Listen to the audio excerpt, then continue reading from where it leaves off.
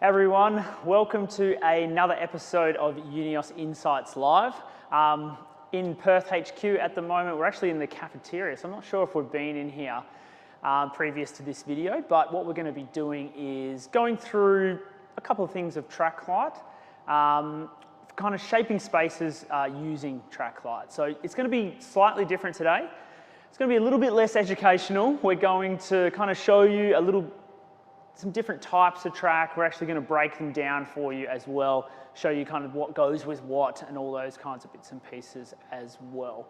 So as always, if you come up halfway through, you have to leave early, you can always catch the videos on our YouTube, which is at Unios Light. So yeah, chuck on there. We have been getting a heap of questions lately, so if you do kind of miss out on getting your question answered towards the end of the video, please just chuck it in the comments of whichever platform you're actually watching this on, and we can get someone to answer them for you later. Cool. So what we're going to do is we're going to have a bit of a look through the cafeteria here, and I want to focus on a couple of different types of tracks. So this is the first one that I want to have a look at, and this is that kind of standard 240 volt track, right? So what can we achieve with track, right? What do people think when they think track lighting? So usually you'd think of, something that's quite versatile, something that you can move around, something that kind of brings a certain aesthetic to the place, whether it's like hospitality and retail, I would say, are some key kind of areas that you use track in. A lot of people are starting to bring it into the home. I'm going to focus a little bit on the home today, just to help out, because with our retailers and things like that, and try and just get across where to use it, all those kinds of bits and pieces as well. So this is a 240 volt track. Look, there's lots of them out there. This is our specific one. It's called our MX track series. And kind of what you can see is a suspended version, and we've chucked a few track lights on there to get a nice outcome on the wall that you can see over there. So we've obviously got something to highlight. We've talked about vertical illumination in previous episodes. We've talked about wall washing as well. But what we can kind of do with track is best of both worlds, right? We can use the accenting, we can move it around if we change picture sizes, if we do kind of different shop layouts, all those kinds of bits and pieces, we can really lock that in. So another great thing is we can kind of add a lot of track. If you point over here and actually see this kind of big array of how close those track lights are actually together, we can actually have quite a fair few track lights on the same piece of track right next to each other, right? So this all kind of allows from having about kind of 10 to 16 amps that you can have on a track. Obviously your RCDs and things are going to be slightly not let you just go all the way up to that kind of amperage, but you can put quite a lot, and with LED being such a low wattage, you can actually get quite a lot on a single piece of track. So having that kind of versatility to just chuck it in as many places as you can without drilling holes and running wires and all those kinds of things. So you can do your kind of surface mount stuff. I don't have some surface mount right in this area, but this is the rod suspended. You can also do wire suspended and all those kinds of things. So what are the different types of track? Okay, so this is a 240 volt track. So this comes with a little bit of rules and regulations around it, right? This is 240 volts. This is the kind of stuff that you can be electrocuted with, so it's just something to keep in mind. You need to mount it at a certain height across all the different states, and I'm not sure what the kind of international regulations are around that, just being a Sparky from WA. I kind of know that there is a few specific ones for Western Australia, but we don't want people to be able to touch it, right? We don't want people to be able to put their fingers inside it because some bad things might happen. So how do we use different types of track in other locations? So there is also 48 volt track as well. So that's a really good one for shop windows, and anytime you're coming down the vertical plane, down walls and all those kinds of things, that's actually going to be a safe voltage where if you did touch it, not much is going to happen. So I know I did mention versatile, and that we can plug in and plug out and all those kinds of things, but we just want to really make sure that you are getting a professional or you are super confident with actually plugging these in and out, because yes, it is live electricity, and you probably need a professional to actually kind of move it around. So don't just think you can play with it constantly. You will need to get someone to do that for you that's qualified. So this is the 3-circuit track. So coming back to just this specific, the MX, there is 2 different types. So we have a single circuit track and a 3-circuit track. What are the differences? Well, there's a little bit of a price difference, right? Usually we get asked if we can do single circuit first. Obviously my preference is 3-circuit. It just gives you a few more switching options, right? So you can actually, there's little buttons on most track lights where you can switch between circuit 1, 2, and 3. And that'll allow you to actually have, different scenarios, right? That different layering that we've been talking about in other episodes. You could have a switch that could do your ambient light that might, like what we've got here, lighting up a wall with some wall washing lenses, or you could have an accent switch, or you could have a task switch. So you can actually break that all up using the one piece of track. We don't need to put the extras in. When you're using single circuit, obviously, as its name suggests, it is just one, okay? So you have to, everything that's sitting on that track has to switch together. Cool? So that's the 240. I'm going to talk about the FX, which is the 48-volt system in a sec. What else can you kind of put on track? I know we always go to the spotlights, but there is opportunity to kind of do other things. So you can see the big kind of circle lights in the background. So you can get, track lights that kind of are a little bit wider and throw a little bit more kind of ambient light. We've put some linear up here. Now, you're going to struggle to find this on the website because I just kind of randomly did it with the engineering team, but you could just kind of stick anything onto these track systems. So this is an LX. Now, I know I'm saying a lot of MX, LX, FX, but this is an LX on some MX. And this is that kind of linear. So we don't always have to just think about it as the spotlight option, okay? We can, some brands have, pendant kits that come off their track. You get these linear options. You have the spotlighting in multiple different sizes. And then once you put those optics inside those spotlights, then you can get quite an array of actual light output onto surfaces, because that's what it's all about, right?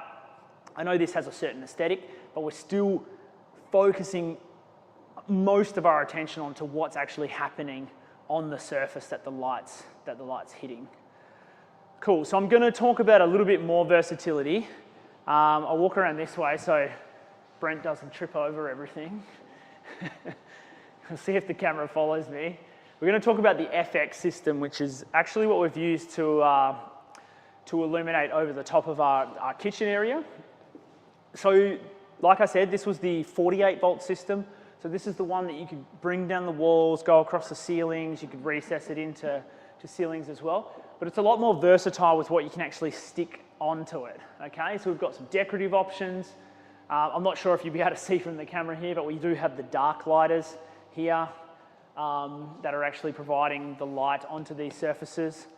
We've got the wall washers back here as well that are lighting up all this beautiful cabinetry at the back. And then it's got a linear option, it's got spotlight options, all those kinds of things as well. So because it's the 48-volt system, we've actually designed it to attach a lot more bits and pieces, because we can plug in and plug out. This is what the track adapters kind of look like. So this is just a spotlight, but you have this track adapter here. And it's a lot different to what you can see from the other 3 types, right? So this is the FX.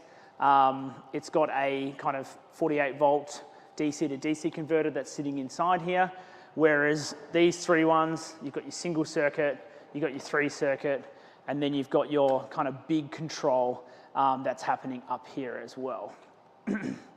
So what do the 3 different tracks look like as well? This is the FX. So this is our 48-volt system. And then you can see the big difference between these 2. Okay, so this is our single circuit track and our 3-circuit track. So obviously size is a big difference. I mean, I always go for this one just because you never know what you're going to need from a switching standpoint, and you never know how many different switches you're going to want to incorporate. Potentially, if you're doing, say, a retail setup or something like that, where you just had a fixed kind of output of light that was going onto that space, potentially you could use something like this. But once you actually suspend it, it kind of looks a little bit out of place, right? So I definitely go for this one. That's the kind of difference in the heads. They're very similar between that one and that one. The next one I want to talk about is to do with the MX and the FX, is this one. So obviously this is a really, really large track adapter. Obviously it's quite a large fitting as well. But this is when we start getting into our control systems. So whether or not we're using kind of DALI control system on our track, or whether we're using, say, a Kasambi option for a Bluetooth switching system, you want to always incorporate them into the individual light fitting, right? Because if we just have it coming into the track and powering the track that's already been, switched by a digital control, then we're going to lose all our flexibility moving forward on the track. So all we want to do is run just standard 240 onto that track, and then we want to have all our individual controls. So these ones have kind of phase cut dimming that's inbuilt inside, but this is when we've got DALI or Kasambi, we go to these kind of track adapters like this, and that'll give us that individual control at each individual luminaire, rather than, potentially having one DALI signal going to a full piece of track and all 10 have to be on the same thing, right?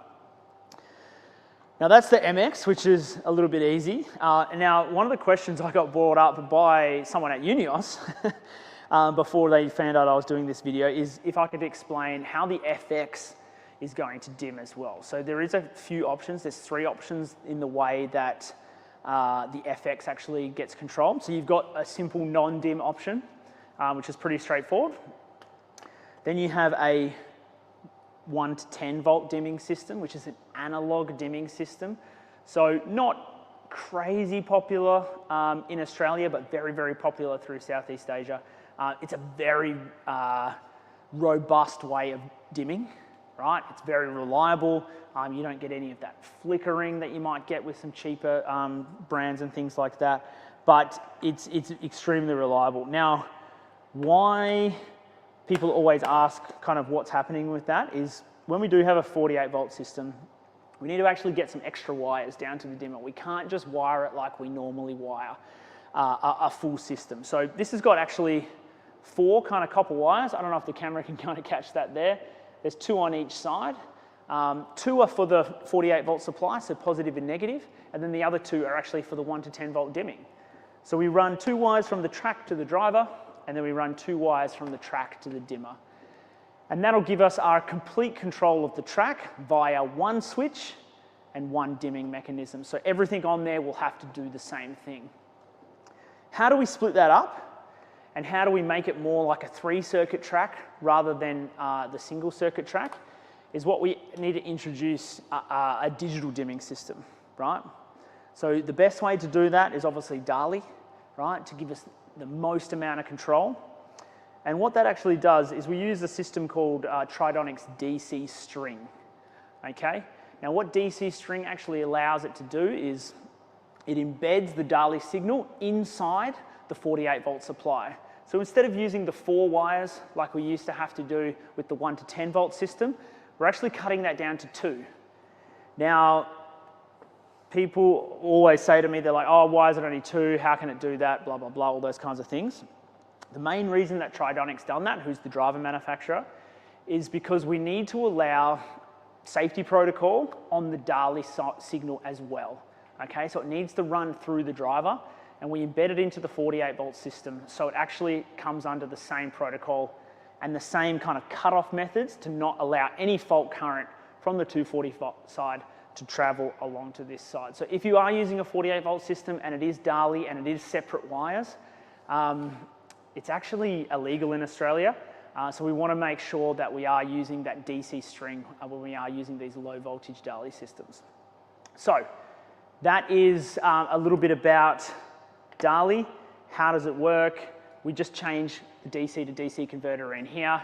It becomes a DALI. We can have up to 63 addresses off that as well, which is really, really cool. So you could do 67. The driver's not going to be able to handle the load, but we have the capabilities of switching all those separately, maybe a heap of 2-watters, right?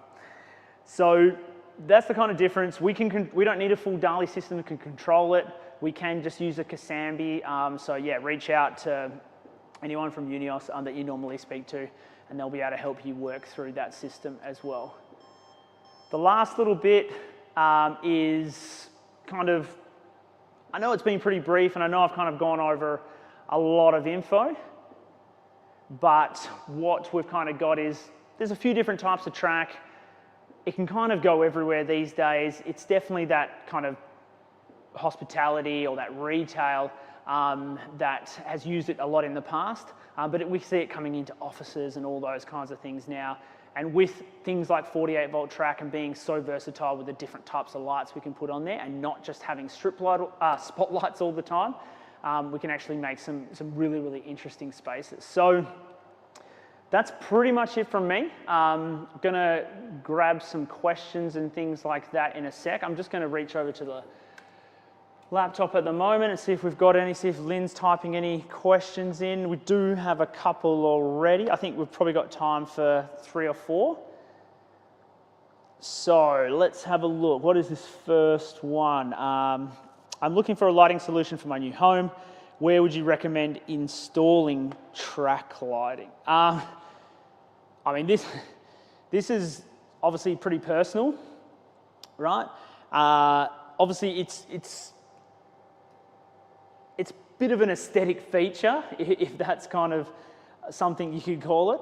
It does stand out. So, you know, if you're happy with the way it looks, if you're happy with, you know, actually visually seeing that, you could literally put it anywhere. I mean, most people would stick to kind of areas where maybe rake ceilings, maybe, you know, somewhere where that standard lighting's not going to be able to kind of reach. So you can suspend the track, or maybe you've got like a hallway with a lot of art and it's always changing and all those kinds of bits and pieces. But I mean, I've seen people put it in bedrooms and pretty much everywhere apart from kind of your wet areas and things like that, right? So it's all aesthetics. You can get a good outcome either way, whether you stick to kind of downlights or other bits and pieces of lighting, or if you go for a full track system, it's really, really up to you. So next question is track lighting energy efficient? So it's no better or worse to using downlights. Some could say potentially it might be a little bit worse because you might throw a little too many track spots on the track systems than you would downlights. So you might be stuck with downlights, and you might want to add a couple of extra track lights. But then you've got to weigh it up, right? What's more important? You know, having the space exactly how you want it, and getting that desired outcome, or having an extra kind of 10 watts or 20 watts in that system, which is pretty much negligible when it comes to kind of energy efficiency. Cool. Are track lights difficult to install? So the track can be, right? I definitely wouldn't recommend anyone apart from an electrician installing the track. Now, when it actually comes to the track lights themselves, they are really easy, but like I said before, you definitely want to get a professional to do it. Obviously, it clicks in quite simply like that, but you want to make sure that we're not mucking around, because it is 240 volt. When it comes to the FX stuff, definitely feel free. Just clips in, clips out. So that's in, and you don't have any switches or anything like that. And even if I stuck my whole hand in there, nothing's going to happen. So leave it to the professionals for the 240 volts or the MX stuff and the fittings on that.